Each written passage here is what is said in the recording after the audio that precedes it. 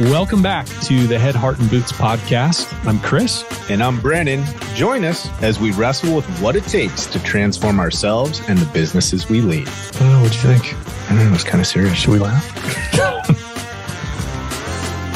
Zach, welcome to the show, my friend. Thank you for taking time out of your ridiculous schedule to join us. How are things? Good. Thanks for having me. Glad to be here with you guys.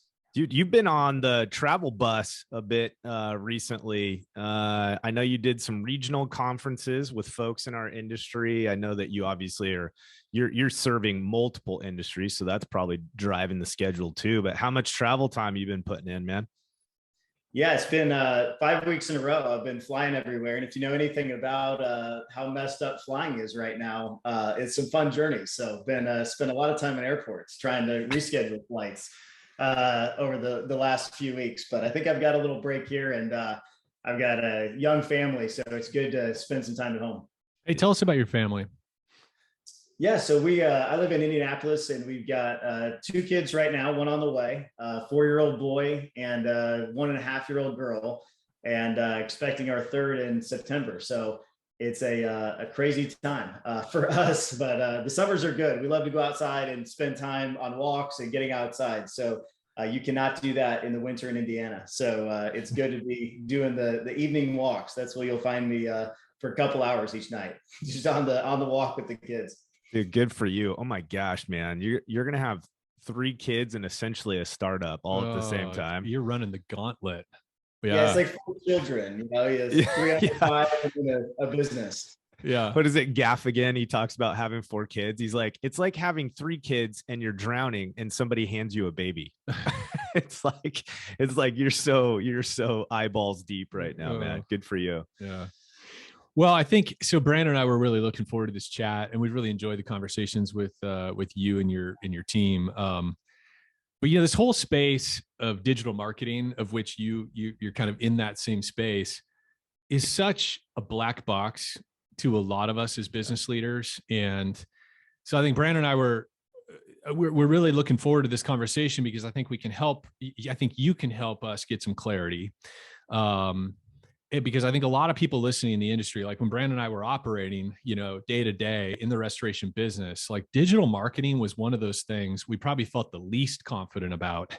Even in hindsight, even now, it's still a bit of a black box for us. We've gone through all the gyrations of like setting up a Yelp profile and then getting your first negative review, on Yelp, and oh my gosh, or getting your first 5 positive reviews and Yelp hiding every single one of them, with virtually no explanation. Followed by a sales pitch for advertising, right?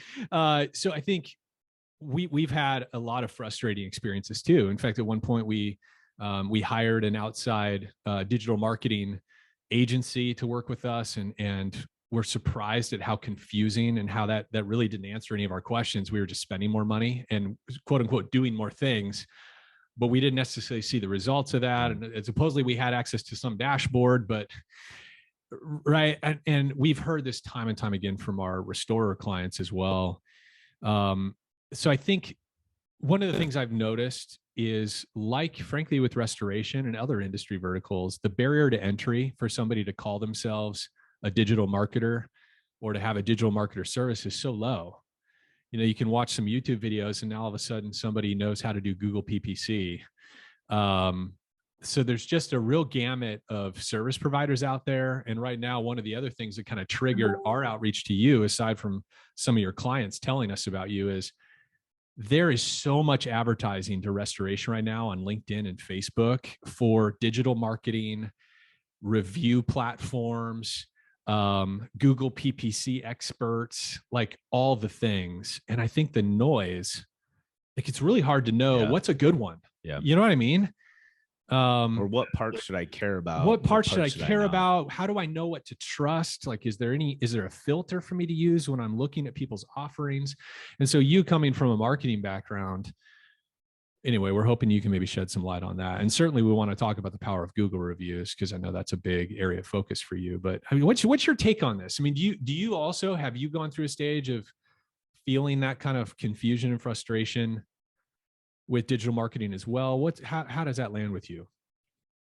Yeah, I think it's incredibly challenging. And I think as a business owner, especially if you're not in the tech space, it's always changing, which is like the hardest part, right? Because it always, tweaks a little bit. And so when I think about it, I try to look at it in a couple ways, or almost like a flow, and I think long term, like for my business or for your business or any restoration business, what you really want to build long term is organic kind of lead funnels or long-term valuable assets. You want to minimize how much you have to pay. I've learned in the restoration space, it is not cheap to do paid ads, and you can pay a lot in cost per click. And so just strategically as an owner, you're looking at, how do I build pipeline organically that's higher margin that I don't have to pay for? And then secondly, how do I build pipelines, whether it's relationships with people or things digitally, that provide long-term value, that are going to stay there, that aren't going to be turned off? Paid ads are a classic example of, it's good while it works, but as soon as you shut it off, all the value is gone, right? It's not really it's a tool, it's not an asset, that you have. And so when I'm thinking about my business or for our customers, whether they're in restoration or others, we really think about, how do you build organic pipelines of leads and volume and revenue, and how do you make it long-term? And I guess I would also just stay away from Yelp. That's a good point.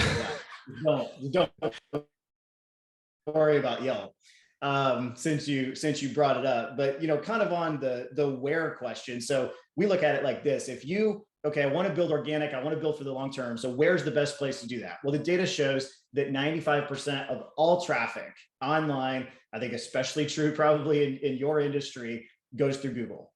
So if you're looking at the whole landscape of digital marketing, or you mentioned reviews, there's like hundreds of places you could get reviews for your business and listings, and businesses are overwhelmed sometimes. I'm like, what do I focus on? What do I not focus on? It's confusing. And we try to just simplify it to say, look, if you can win one game, 95% of it all goes through Google. So win at Google, and so then the question becomes, well, how do I win on Google? There's a lot of information on that, right? A lot of companies claim they can help you with that. And then I think how I would recommend looking at is just really to think about, what does Google actually care about? Like, Google cares about providing their customers with the best experience. They want to provide the end consumer that's looking for a restoration company with the company that they can trust, because that adds value to Google's platform. That gets people to use Google, right? And so we'll spend more time talking about this in Google, business pages, reviews certainly aren't the only thing, but I think for a local business, you've got to understand that Google versus, you could do blogs, or you could write 1 million pages on your website. You could do black hat things that SEO companies might recommend. You could pay them to do different things. But Google for local businesses has spent tens of millions of dollars on this solution called Google My Business, or now they call it Google Business Page. They like to change it like every 3 months, what they call it. But they've spent a lot of money creating this ecosystem for how to evaluate local companies. And I think people don't understand either. My view on Google's long-term goal is that people will just be able to find all the information they need on those pages and never even need to go to your website. You'll see that with how you can put pictures and videos, they can call you, you could do reviews, those pages are like your Google website, so a big part of it, if Google has all the traffic, then make sure that you look really good on Google and you're building up that listing organically, and that can turn into your greatest asset. And there's great partners that we have in different spaces that do other really advanced SEO stuff and different things. But I think people just sometimes get caught in the minutia and they don't do anything because they don't know what to do, and just think about, hey, I need to build for the long term. I need to build organic funnels. Google's the place to do it. So how do I do that? And we find that, your Google property, your Google website, essentially your business page, is probably the highest ROI activity you can do to build that. I think the interesting thing about that too is it's okay in the whole spectrum of digital and online presence. I think what you're asking people to focus on first is actually probably some of the simplest. Like obviously, besides the tool set that you guys offer, and we'll certainly get into that more as we chat, is I think it is the area or the space of our online presence that's probably the easiest for us to get in, get engaged with, and start to do something proactively with. which I think is interesting because I think a lot of people that are quote and unquote specialists or, power users or whatever, I think there is kind of an intimidation factor. Like you're going to hear things that are so clearly overwhelming that you're going to need someone to do it for you in order for you to be successful. And I think so. One of the things that you're dialing in on is when we talk about our Google business, there's aspects of that we can control right now. And it's simple stuff. It's just updating the profile component. But then, like, obviously, the reason we've had you on the show, it's this driving this organic Google review process, right? And getting honest clients to leave raving reviews of how you're doing. Can we get into that a little bit with you in terms of, I think people are very easily aware that we need to get reviews. Okay, great. But what is that doing? Like every time I add a solid Google review to my profile, what is that doing for me organically in retrospect to, or in relationship to this online digital presence that you're talking about? Yeah, I think it does a couple of things. And to hit on your point, Brandon, I think I can't tell you how many businesses we've started working with where they have a super complex paid ad budgets or paying agencies. They're doing all kinds of crazy things. But when you go search them on Google, they don't even have a picture and their phone number is not even right. It's like, that's like the basics and it's free, and control that and then get more advanced as you go. It's just like start with the things that are easiest that you can control. And so within that Google page and the power of reviews, and that's obviously what we focus on, is why do reviews actually matter? I think the core of it is because what we believe is that currently and going forward, as younger generations especially take over more buying share and buying power, people's behavior, whether it's on Amazon or Google or whatever, they're looking for that validation from peers more than they are you telling people you're great. And so people want to know that other people have had a good experience if they're going to trust you. I think especially in the restoration space, people want their job done right and they want the quality company that's going to be able to do it. And so when you start focusing on and getting customers to leave that feedback, the first thing it does is it allows you to be found more by customers. Google will literally reward you by showing your company higher in the rankings because you're perceived as a trusted partner. Think about it like from a marketing perspective, blog posts would have been 10 years ago where people just wrote blogs all the time. Like when you get a review, you're telling Google, hey, somebody is voting for me. They're acknowledging me. And with restoration specifically, when someone leaves you a review, they can actually select the categories, water restoration, fire damage, whatever that you service them on. And those are literal keywords that Google's looking at. And so with a lot of our restoration companies, we're noticing that people are tagging like 4 or 5 keywords. That's like the best search engine optimization you can have because people aren't just voting for you, they're voting for you and those keywords. So when you get, 10 votes in a month for water restoration, and then somebody in that community is searching for water restoration, you better believe Google's going to be biased towards you and just showing your business. And so, the first thing it does when you get reviews and you start to build this is it helps you get found more by consumers that are looking for your product or service. And all of that is free, right? You're not paying for that. I think next what it does is it actually helps you be chosen more for the job. And so we see with our customers, and you do it in your personal life, right? When you're looking at products or services, when you look at the reviews and you sort them newest to oldest, if people have a lot of great reviews, you're more likely to call, you're more likely to be biased to use them. When you call, you're less price sensitive, sometimes, and you're quicker to close that sale. And so your ability to not just get someone to call, but actually choose and work with you, not only goes up, but it goes faster when you really get reviews. Go ahead. We were both like, boom, go. One of the things that we see with most companies is everybody sort of knows that Google reviews are important, but it's more rare for companies to have a really consistent process. They tend to go in spurts. They get really excited about it, or they get a bad review, right? And it's like, oh my gosh, we have to now offset that with 20 good reviews, and it gets them motivated. And so it's this start and stop, kind of motion that we do with reviews. How important is, because I remember a previous conversation, you used the term recency. that recency is one of the things that Google places a value on, but probably more so psychologically, customers, like you said, they're going to click newest. And if they haven't seen a review since last August, that means something to the average consumer. But can you just talk about that, the importance of the most recent review? Yeah, I mean, two elements to that. From a pure technical search perspective, I mean, a lot of leading SEO type thought leaders believe it's the most important factor. Like, obviously, Google can change over time, right? But Google cares about recency. So, it doesn't, if you have 100 reviews or 1,000 reviews, but you don't have any in the last year, you're going to plummet, in the search results. Like, Google wants that fresh organic content on their site. Again, it's their page, right? They want you to continually add content and add value. So from a technical perspective, it's crucial. It's the most important. It's more important than the number, or even being a 5 versus a 4.9. That doesn't matter. Recency matters a lot when you're there. And then so on the technical side, it's super important.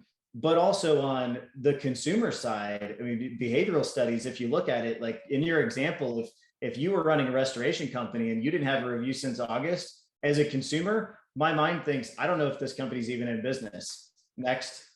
And I'm just looking at the next one. And, that's not a valid assessment, right? But I don't really care. I'm just looking for a provider. I don't care about your company. I'm just looking for the one. And so with the volume that any size restoration company is going to do, they should have reviews every week, for their business flowing in. And then you're telling people, hey, we're around, we're still alive, and we do a really good job.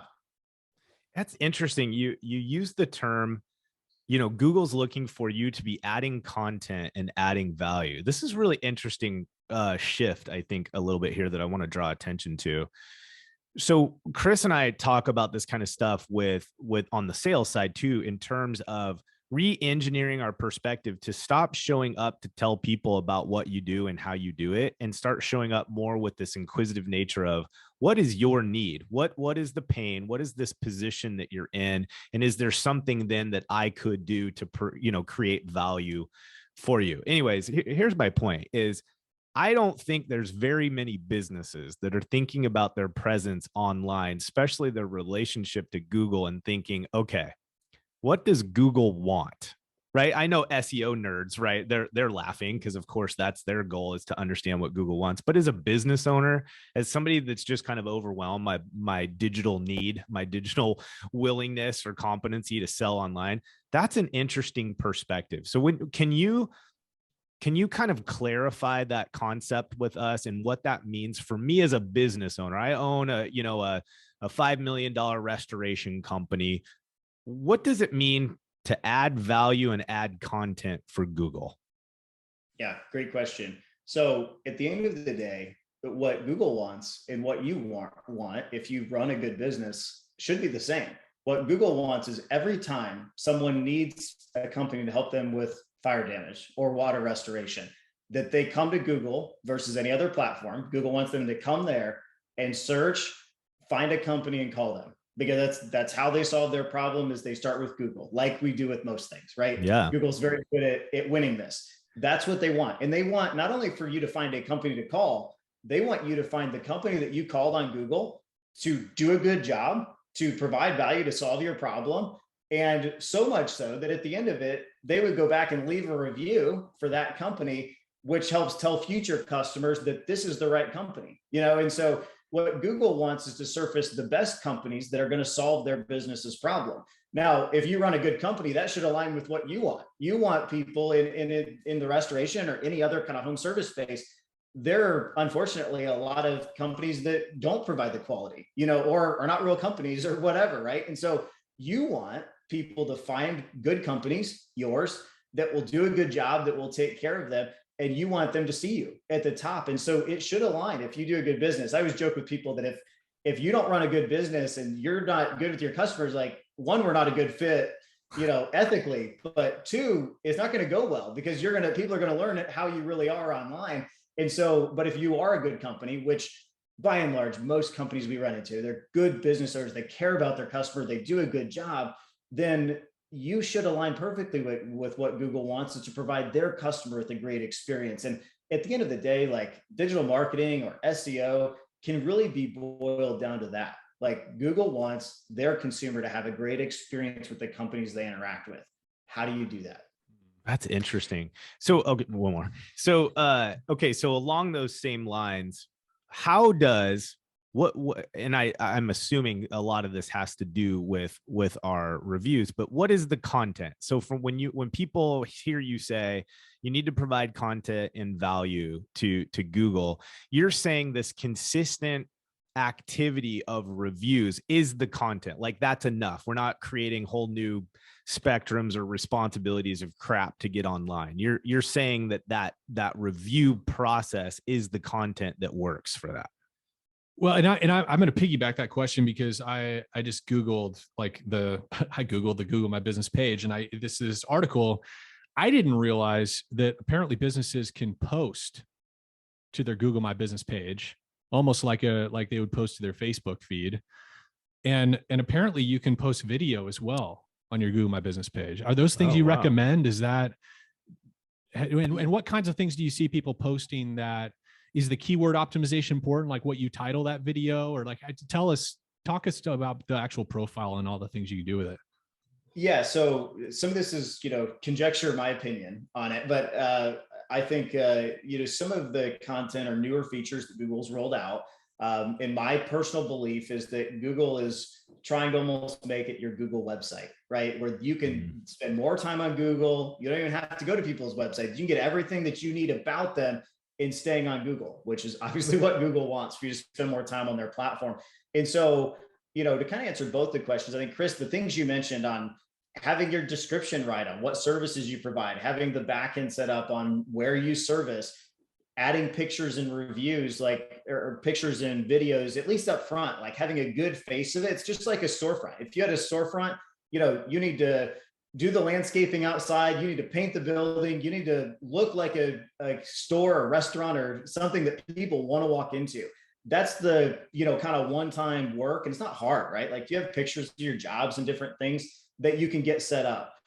And then ongoing, posts are fairly new. I don't think a lot of people go to the post versus like a social platform. I think Google's trying to figure that out, but it's a good thing as you finish jobs to add pictures to your Google My Business page. It's easy to do from your phone.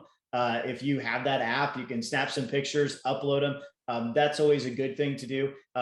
When I talk about content, Brandon, to your question, certainly pictures and videos are great as just additional content. And then reviews are the other piece, that you have. And that's where the interactive part, where it's not just you posting about yourself, but why Google weights it so heavily is because it's other people choosing to write about you. It's other Google users saying, hey, I recommend this company, with just like when a friend refers you to somebody versus the business owner telling you how great they are, it just matters more, and so Google weighs that. And so that's the content piece, is just, hey, get your storefront up and then drive reviews, have people continually voting for you, commenting on the services that you have. And then from time to time, post some pictures and videos. So do you, one of the things that you and I talked about a handful of weeks ago, we were just talking about how important it was to reply to these Google reviews that we're getting. What role does that play? And is that influencing at all, this relationship with Google specifically? Yeah, we always recommend people respond to reviews. There's SEO benefits to it that data has shown. And I think it's also good for potential consumers, right? When you in a positive review and thank somebody for it, I think when a potential customer sees that, it's just an indication that you care about your business. And you obviously, if you ever have a negative interaction, I think that's an opportunity to turn it positive and say, I always recommended people put your cell phone, say, I'm the owner, here's my cell phone, call me, we'll figure it out. People love that. Like me as a potential buyer, I'm like, okay, if something happens, which it does, even in good businesses, this business actually cares, and so we always recommend responding. And I always give the advice, like, you don't have to write a professional document or a manuscript every time you respond. Like, just give the level of effort that the customer gave you. If they said thanks, just say thank you, enjoyed working with you. If they post 12 pictures and write you 4 paragraphs and mention your team, spend a few minutes and get with your team, figure out, some details about the job and write a personal response. But just don't overthink it. But I think it's just that level of effort that says, hey, like, I care enough about my business to care what customers think. Yeah, you're almost matching the energy of the room, right? Is a similar concept that we hear in like sales and contract negotiation. That's really good. Well, let's dive into kind of the domain that you guys occupy. And Brandon and I have had some experience working with review platforms, and frankly, we saw limited results from it, like the conversion rate. So we worked with, I think we can say these, right? So we worked with Bird Eye. Technically, we say whatever we want. It's our podcast, right? So we did Bird Eye for a while. We also had Guild Quality. Yeah, Guild Quality, which is kind of a niche construction. I don't even know if they post the reviews publicly. We would get these client questionnaires back, evaluating us, and that was helpful. It was good internally, but I don't think it did anything for us in terms of creating new customers or enhancing our searchability. But where did you see what was the pain point in the industry that your company is called Liftify, right? What is the pain point that Liftify is solving for? Because you aren't the first, review platform, and I imagine you aren't going to be the last. Is such a huge area, but where did you see the need, and what have you guys solved for in this space? Yeah, absolutely. Well, the foundation of our company was really me as a consumer, just trying to find home service companies in a new house that we bought, and nobody had recent reviews. And I was frankly just like, this matters to me. This is how I'm trying to find companies. Everybody I know searches this way. I don't understand why companies aren't good at it. The idea to email or text somebody is not new technology, right? I worked in a big tech company in 2010 that did that. It was a major email provider. That is not new, and that is not the problem. And so when I started engaging business owners just in my own network, where we're based in Indianapolis, and started asking, do reviews matter to you? Yes. What do you do to get them? And a lot of them had tried software apps, or they're manually having their team do it. And as we really studied it and worked hand in hand with small business owners trying to figure it out, what we found is a couple things. The first one is that software alone, and not just related to reviews, with any part of your business, and I saw this even in big, enterprise world, software does not solve problems. Software is a tool that can be utilized really well, but is often not utilized super well. And so in the SMB space, one of the things we first saw, what we deeply believe, is that small businesses do not need more software. What they need is results in a solution. And so we said, what if we could provide the same grade of technology as far as the functionality, the ability to do it maybe even better? I think a couple of our things we've kind of been cutting edge on, but that doesn't really matter to the business owner. They don't really care about the technical side of it, right? But what if we had that and we could execute it all for the customer without them having to do anything? And what if we could, as we grow, take all of the data from all of the companies that we work with and continually optimize the campaigns that we're running, what you're saying to your customer, when you're asking, all of the levers from a basic marketing perspective of how you would get somebody to respond to you. What if we could just do that for you? And it all would be data backed and would increasingly get better over time. Would that add value to people? And that's really our differentiator is we're not a software company. We're a solution company. If you want to build a great reputation, we're going to help you do that and do it better and faster than anybody else in your industry, because we're using data and we are a company 100% dedicated, your partner, to help you win in this space. And that's just a fundamental different value proposition than just, hey, I'm going to buy a software, where you have to set it up, you have to run it. If you want to test different things, you've got to do it. If it breaks, you've got to fix it. And a lot of times that's where you see, Brandon, I think you mentioned that big spike and dip. It's really important we get it going, and then the connection breaks, or my team stops doing it, or whatever, and then it falls off. And then, it's that ebb and flow of it that's just spiking. And so instead, companies that are working with us, why we're really bullish on kind of our market potential, is we think we found this real high value prop to say, I get reviews matter, I get my reputation matters.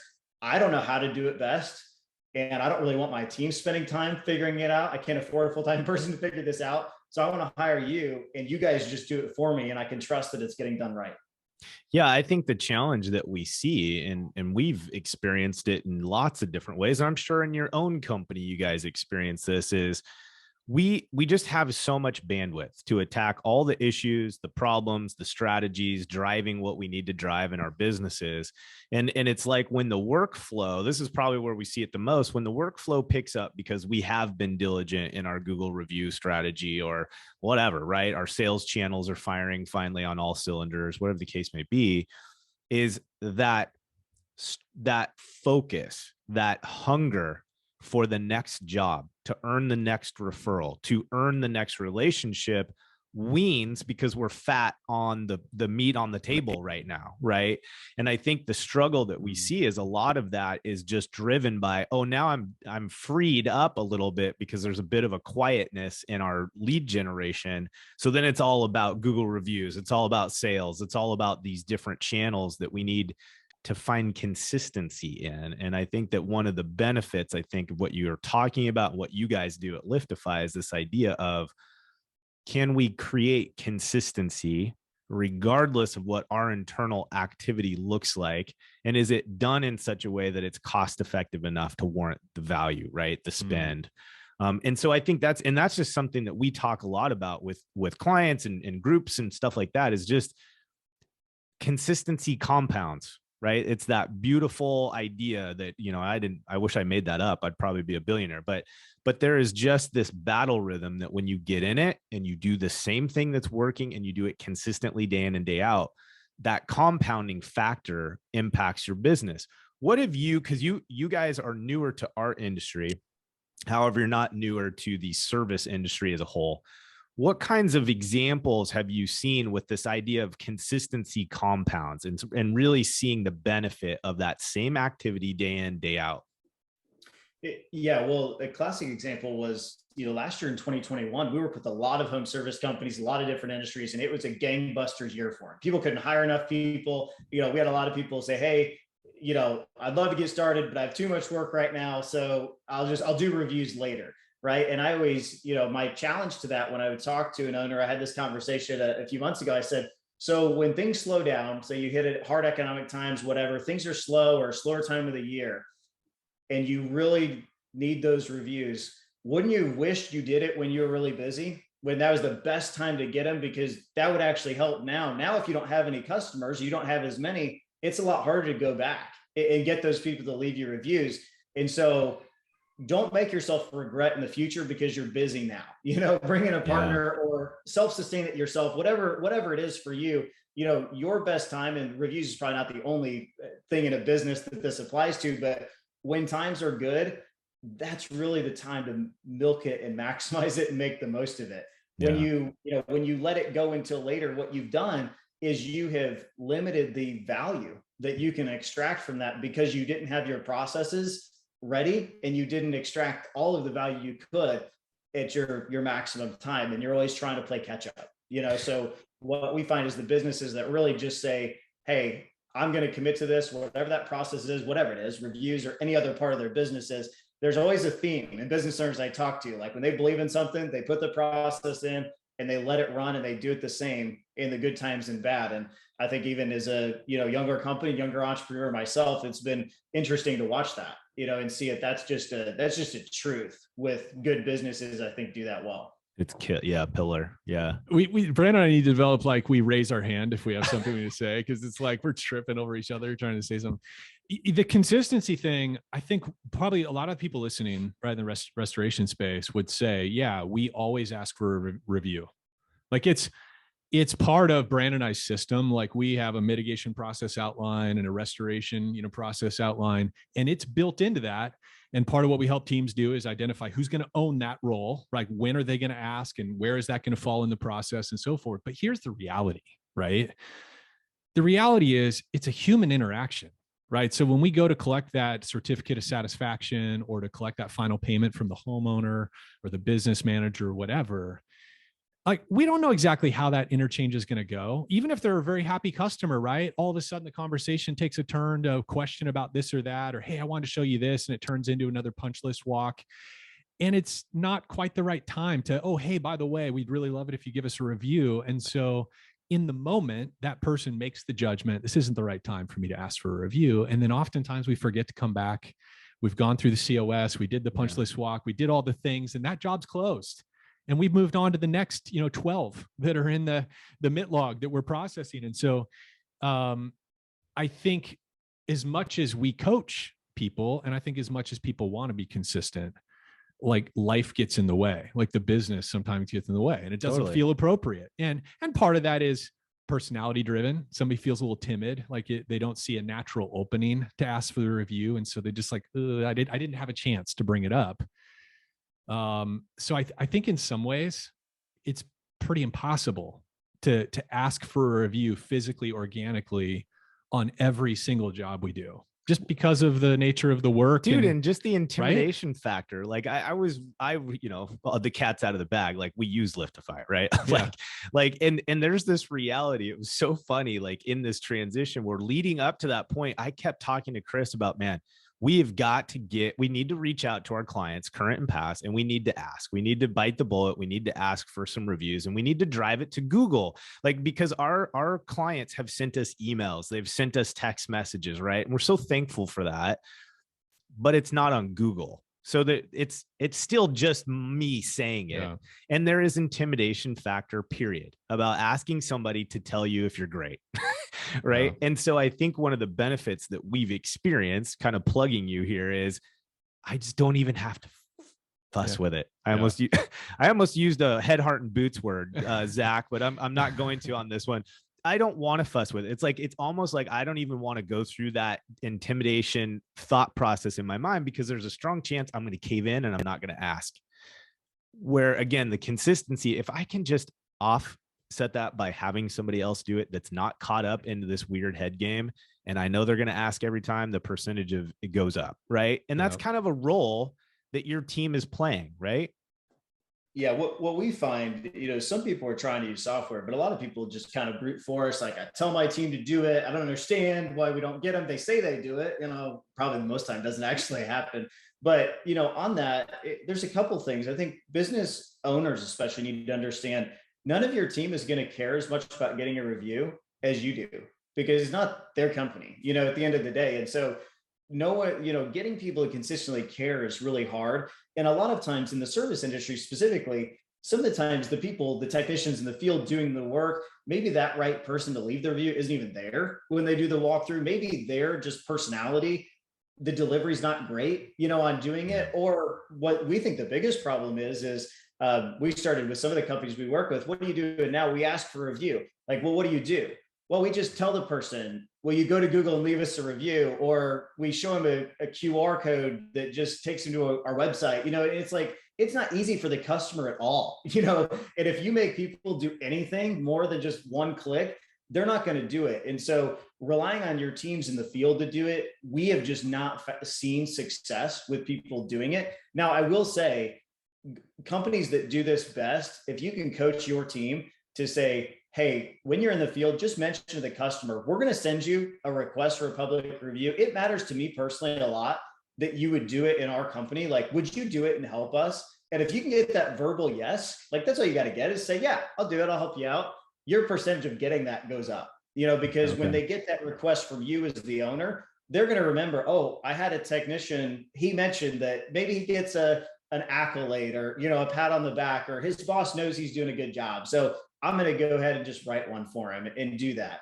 And I think that is where people should spend their energy, is say, take 2 seconds, say, hey, it really matters. We're going to send it to you. Tech doesn't have to worry about it. It just comes automatically, and the process makes it easy for the customer. That's where you can really maximize it. And if your team's not actually making the ask, you still get to do it, and you're not totally dependent on that. It kind of reminds me, and I'm sure you're probably coaching some of this to these clients as you're onboarding people, is it's a good reminder for us to start the job with the end in mind, right? Like a big part of what we're trying to teach people in terms of service delivery and service chain is at the end of the day, every day we are working towards this final outcome. And that final outcome, if everything goes the way that we want it to, is a really happy client. I think what you've just prevented is a good reminder for us is as we're going through the process, if we do 2 things, we start the job by telling the client, hey, I want you to know I'm working towards a 5-star review. Like my job when I'm partnered with you over the next handful of weeks or whatever the timetable is at the end of this, you're going to receive a Google review request or a review request by our company. My job is to make sure that it's easy for you to jump on and give me 5 stars. Like I've set the stage. Now I'm working towards the end in mind. And then again, like you said at the end, like setting the tone of this is coming. It's important to me. I hope I've earned this. That was my goal. And you're saying your team is gathering data that says that does work. It's exponentially increasing the success rate of teams that you're working with. Yeah, absolutely. Brandon, I think you're helping us write our onboarding there a little bit. I've got a couple ideas from even that dialogue there, but yeah, I plan to get a hat then, Zach. I plan to get a hat then. If that's some swag. Okay. Yeah, yes. I want some swag, dude. Swag me. Okay, just sorry. Go ahead. I'll give you a shirt. We always talk, when I do talks in big groups and stuff, we talk about culture and how as a business owner, really what you want to create is a culture of excellence where people create 5-star experiences. One way you can leverage that is just to celebrate. And it doesn't even have to be financially. I think people actually respond more towards personal recognition of just saying, hey, every week at our team meeting, we're going to go through all of our reviews. And when people's names are called out, or maybe you tag the job and say, hey, I know Brandon worked with this customer, look at what they had to say, and you review that with your team, it starts to change your team and how they treat customers. Because now it's not just about getting through the job or the day. It kind of becomes a game, right? Like, well, I want to do such a good job that they write a review and they even mention my name. Like they remember my name because we did such a good job. And maybe I'm going to do something a little extra, beyond the job. Maybe I'm going to clean up this thing or, be extra careful with what I'm doing. So maybe they'll reach out to that. And those are intangible things that as an owner, like you just can't train and force. Like they have to want to do it, whoever's in the field doing the job. And so we always kind of coach people to think about the culture you're creating. And when you turn this on, like it should be like gamify it, make it fun, with your team. But the outcome for you is going to be you're providing a better service, you're doing a better job, and your brand and business is going to grow.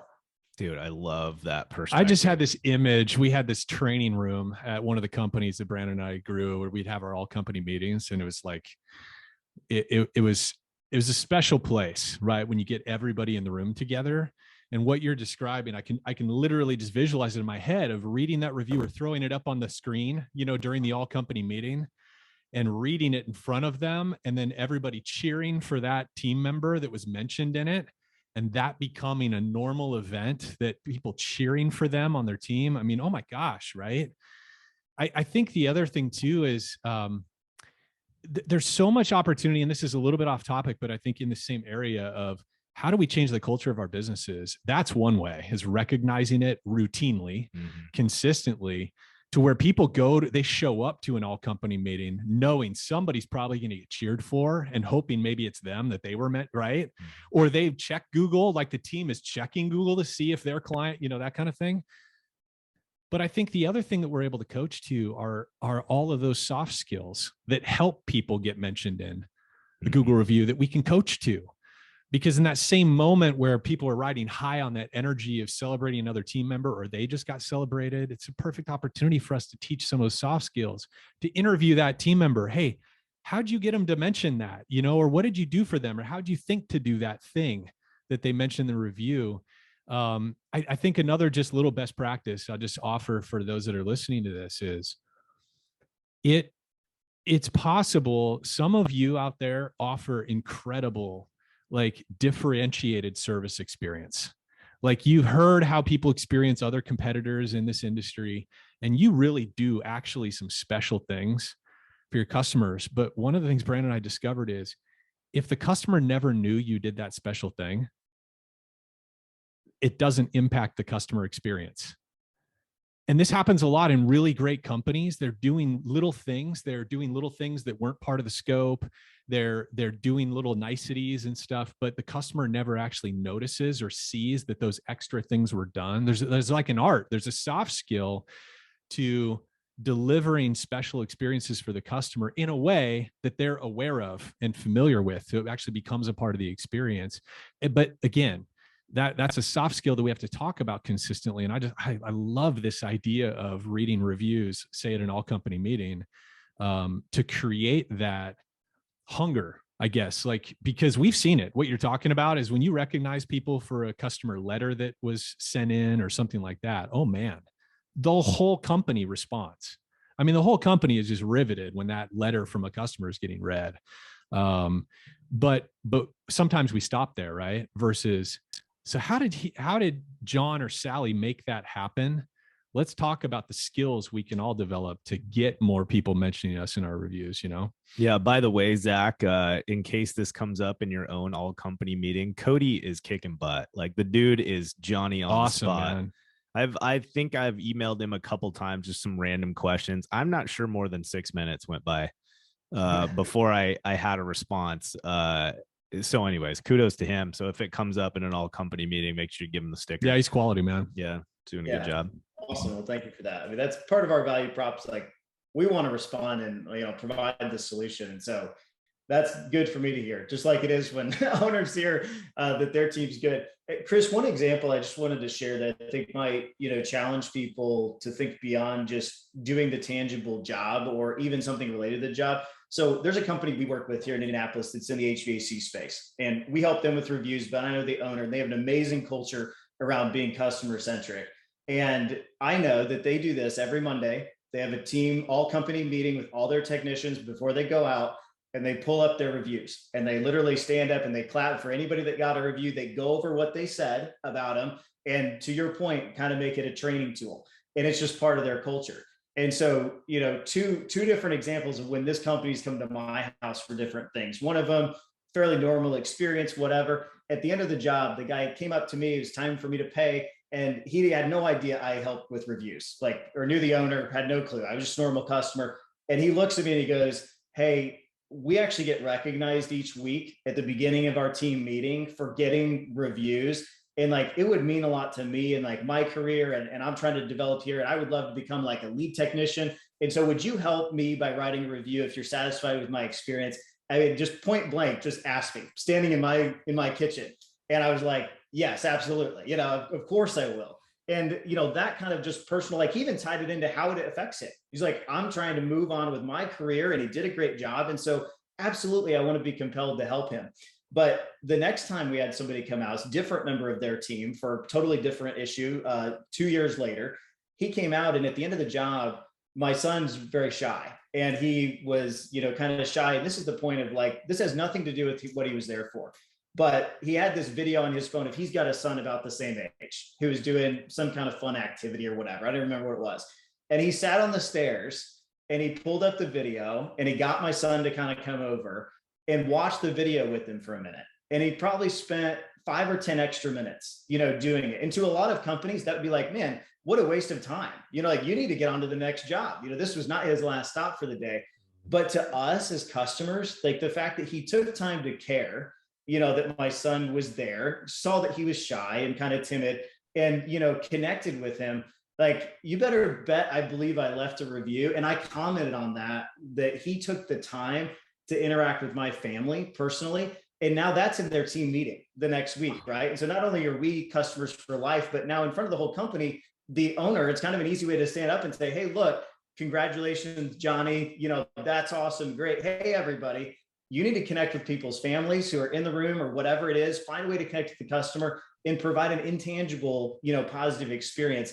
And, sorry for taking, so much time to kind of share that, but I think that in my mind, people, this way beyond just getting reviews, it's about the entire customer experience. And you can really transform your company and the way you service people. And reviews are just a tool for that, just a way for you to do it. What a powerful reminder. And two, I think what's so cool about that is that this business owner now has a concrete example to show or share what can be a fairly intangible experience requirement. Like me as a business leader, it's hard for me to tell someone, "This is how you have care for my client." This is the difference between you and every other HVAC company on the planet, right?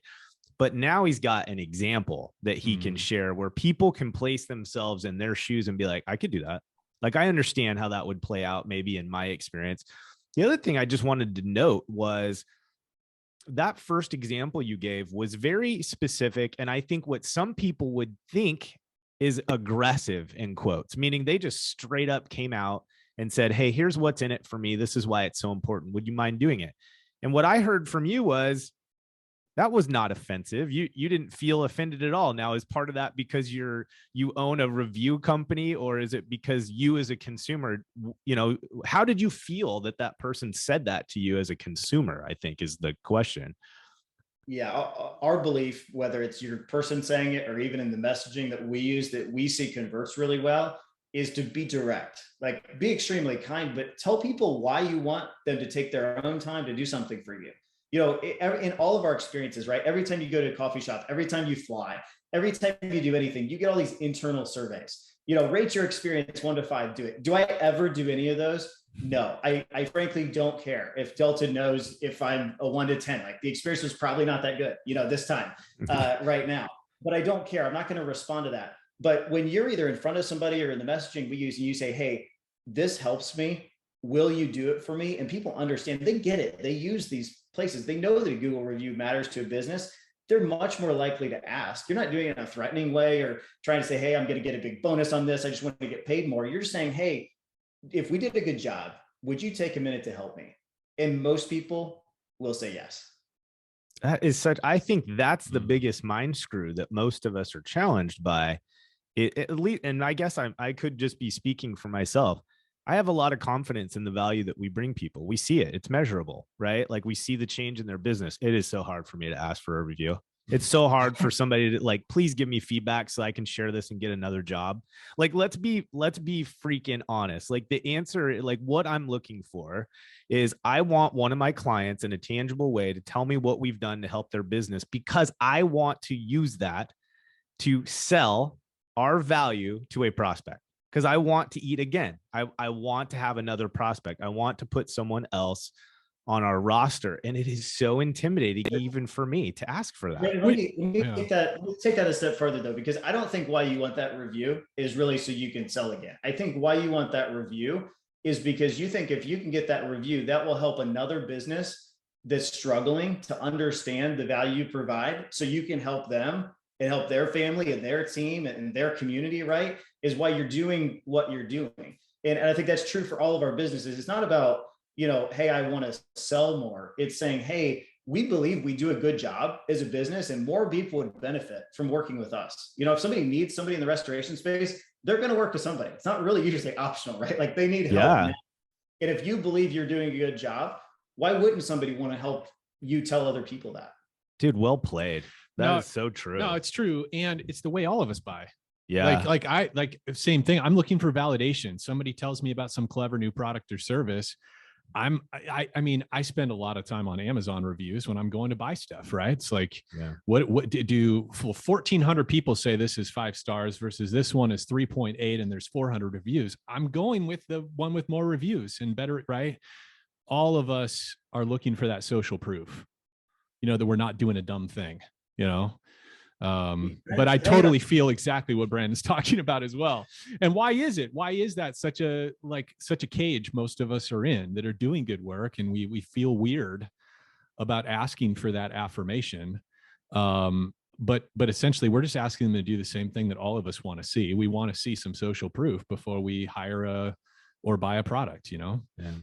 Well, I think too, you're robbing, especially in a business like your guys, where you're building a relationship with people. What I've learned since even starting my business and working with a lot of business owners is a lot of business owners have been helped by other people. They want to help other people. A lot of people in general want to help other people, and they want to help you. Like you're robbing people of an opportunity to contribute in a way that doesn't cost them anything, doesn't take much of their time.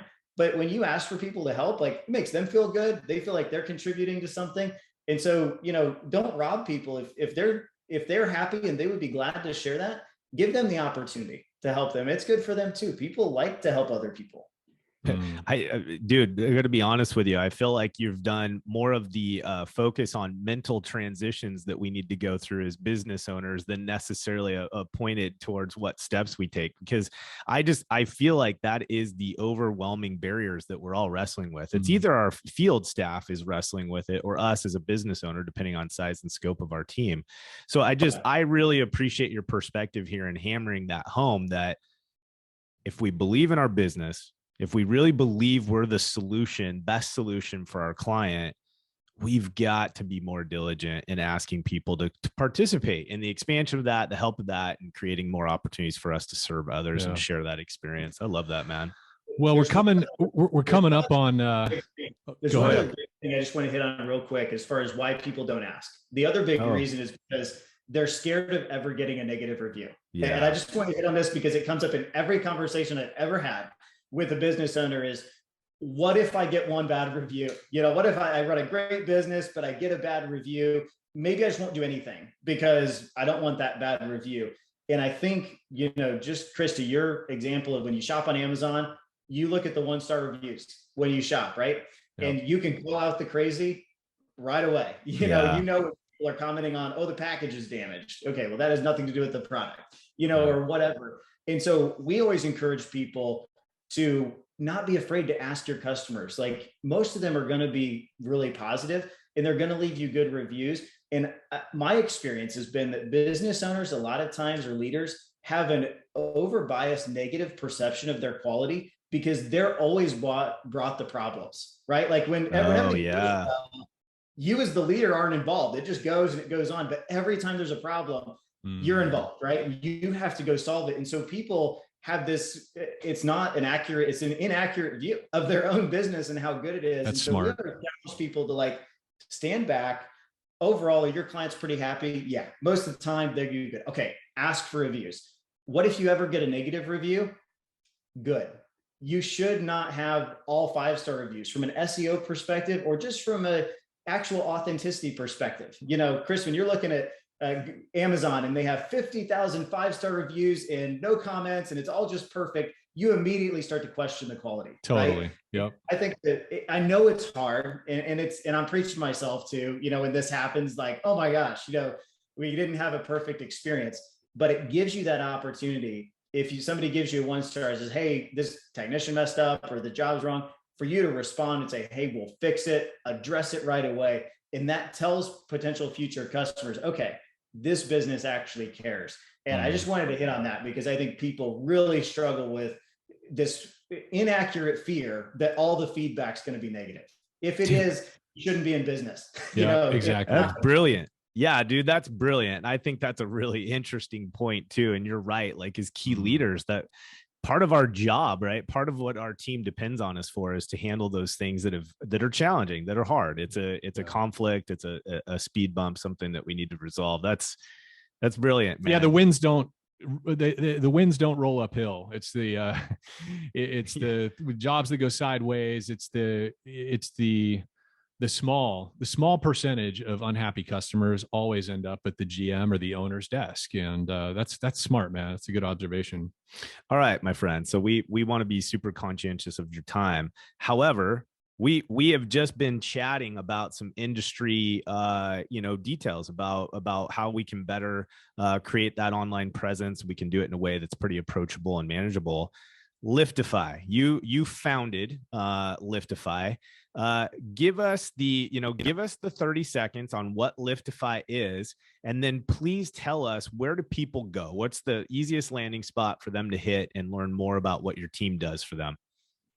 Yeah, absolutely. So Liftify is 100% dedicated to helping businesses build the strongest online reputation. The word lift comes out of the root of, we want to lift companies up and help them stand out in a very noisy marketplace in most markets out there. And so that's what we do. And we provide the solution and plug and play and get people going right away. And it is no work for the owner. And we work with just over 600 locations all across the US and Canada right now, and are growing rapidly. Would love to work with anybody. We're seeing great results in the restoration space fairly early on. But anybody that's interested, as a part of this podcast or Floodlight, you can go to liftify.com/floodlight. And if you go through that, you can schedule a demo. We can walk through it with our team, and you'll get kind of special pricing, a special discount just for kind of coming through Floodlight and through this podcast. Right on, man. So we'll give you our pitch. So we're using you guys. Your team has been awesome. So far, percentage wise, I think we're approaching 33 or so percent return on our requests that go out, which we may be a little bit higher just because of the type of relationship that we have with our clients. But dude, here's my favorite part. Okay. And here's what I think I want prospects that are looking at you to hear: fire and forget. Okay. But all of us are just trying to identify the things that in a very cost-effective way, like anything I feel like we can hand off to somebody else always comes with a massive price tag. And then therefore we don't do it. But this is one of those things: fire and forget. I give a name, your team does everything, I get a review on my dashboard. Yeah, we did our 45-minute onboarding call or whatever it was, and that was it. That's it. And then all of a sudden we started waking up to reviews, which was fun. Yeah, really fun. It was awesome. And I don't have to worry about it. And I know it'll be done tomorrow, regardless of how I feel or what project, or if we're traveling or not traveling, right? It doesn't matter. Like, it's going to happen. And so I think that's the point I want to highlight for people, and cost effectiveness. We don't need to go over the pricing right now. But guys, give me a break. Like, it is super approachable, super affordable. Do yourself a favor, go check out what they're doing, talk to Zach's team, and see if Liftify makes sense for you. And I would be shocked if you said no. Like, it just wouldn't probably make sense. So you're either lying to yourself, or you really legitimately have an internal system that you've invested in and it's working fine, but not the story for the norm, for sure. Yeah. This has been fun, man. I think we got into a lot of different corners of digital marketing and online reputation and stuff. And I think there's a lot people could take away from our chat today. So thank you, man. Yeah, thanks for having me. I think people, digital marketing's confusing. Make sure that you're doing what Google wants and providing customers with a great experience, and, play the long game. Like, think about the long term, not just short-sightedness, and everything that you do in your business to be better. So thanks for having me. Right. Thanks, brother. Have a good one, my friend. All right, everybody. Hey, thanks for joining us for another episode of Head, Heart, and Boots.